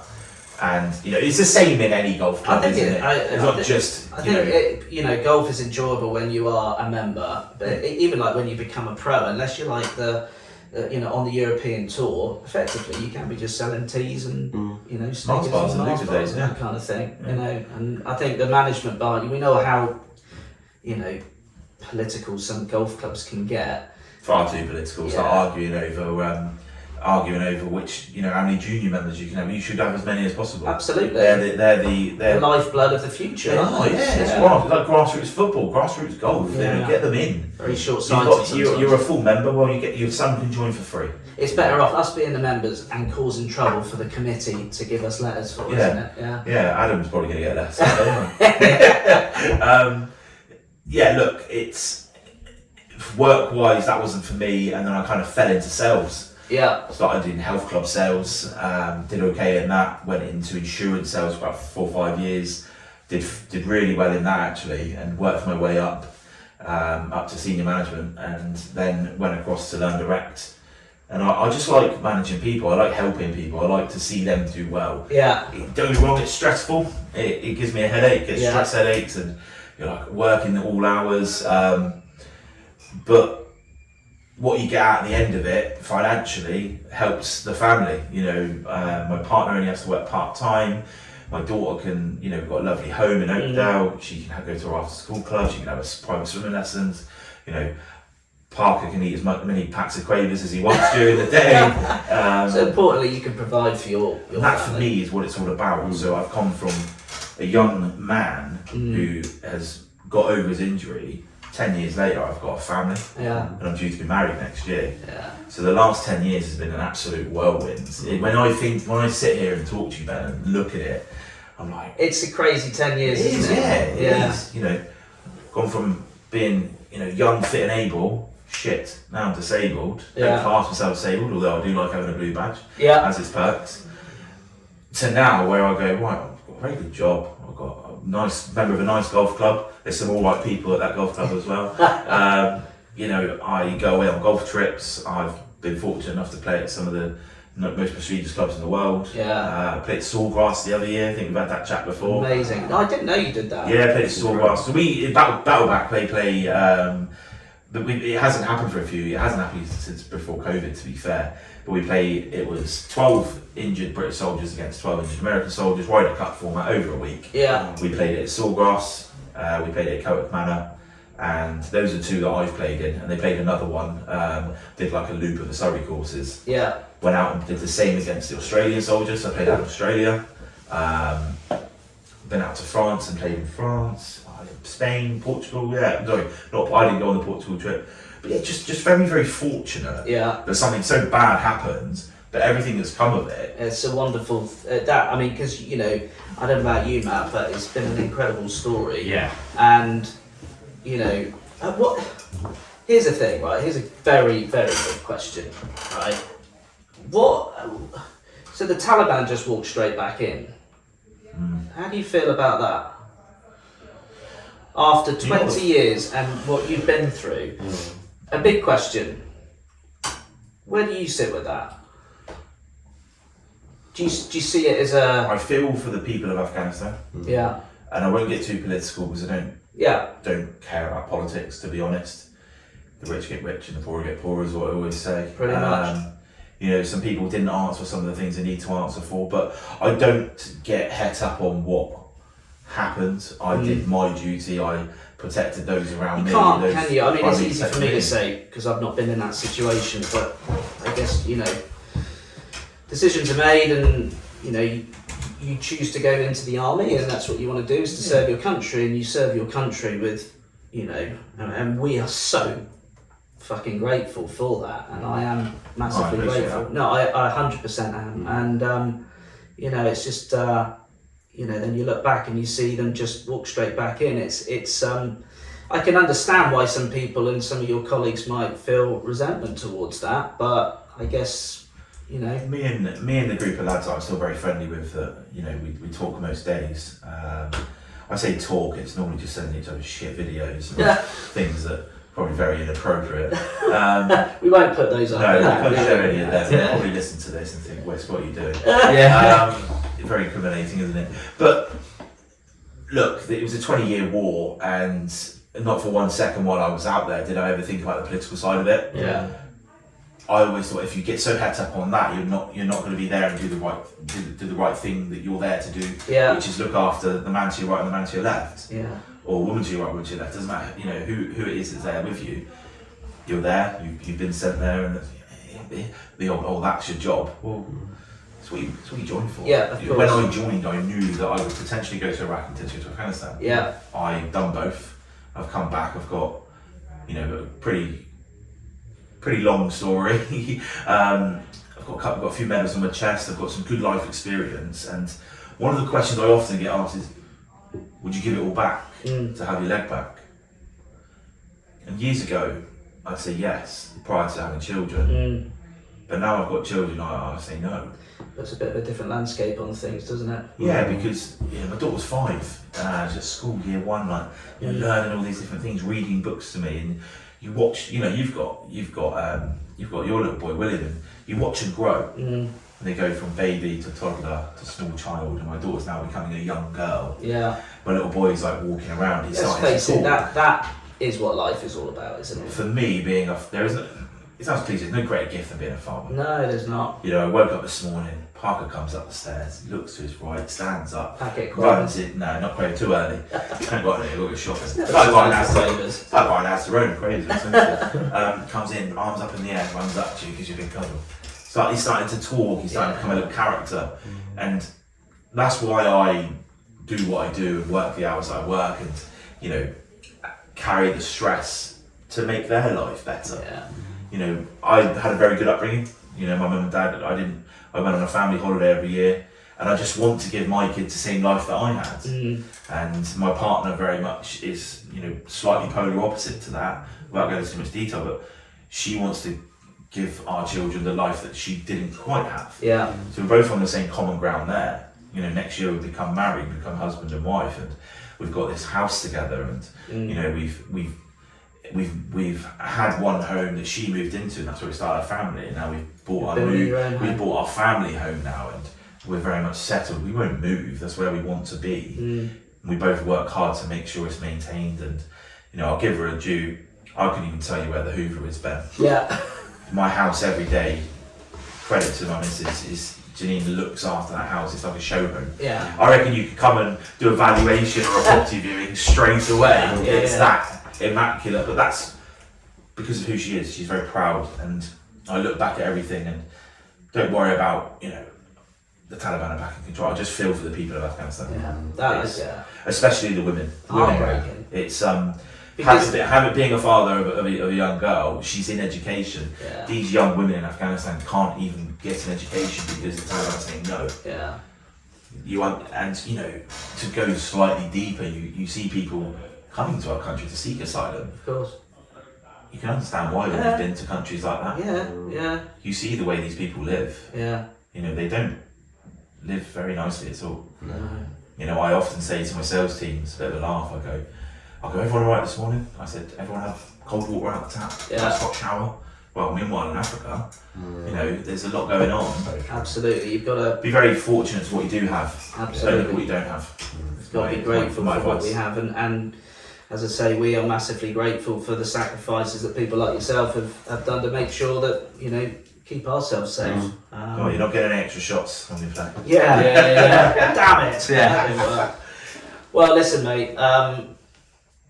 We were going to go on and talk about your house and property, but I don't think there's any need to, because I thought I put a bit of property in the end for you. Yeah, exactly. You did a little bit in there.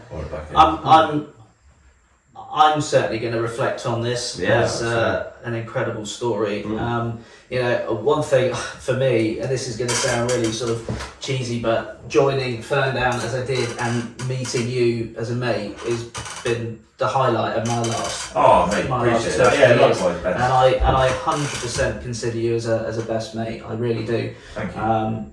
We have some great times. We have a lot of laughs and a few beers along the way. And it's good fun. It's a good club. And I can't wait for the next 10, 20, 30 years, 40 years of being stupid and playing some really shit golf with you, Matt, to be honest. So things can only get better. Yeah, absolutely. On the course. Yeah, absolutely. Hopefully we can drink more but play less golf. Yeah. Less shots on the course, more beers on the course, but that ain't going to happen, is it? No. More beers normally relates to more shots. So, cool. All right, mate. Well, let's bring it to an end. Thank you very much for having Matt me. Whisken. Much appreciated. Commander Whisken. Good man. Thank you, buddy. Cheers, buddy.